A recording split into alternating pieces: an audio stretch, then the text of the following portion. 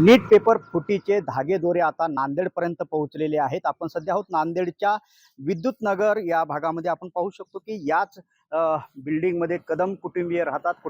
कदम कुटुंबियाची जवळपास सीबीआयने 8 तास चौकशी केलेली आहे।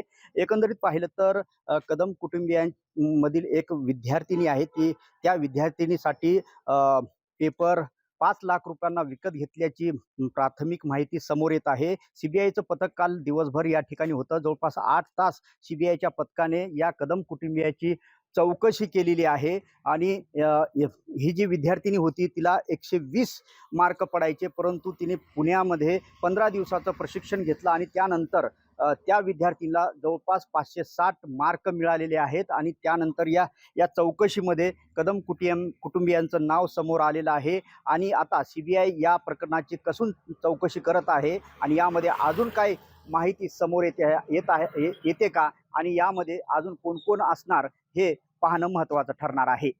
संजय सूर्यवंशी, साम टीव्ही न्यूज, विद्युत नगर, नांदेड।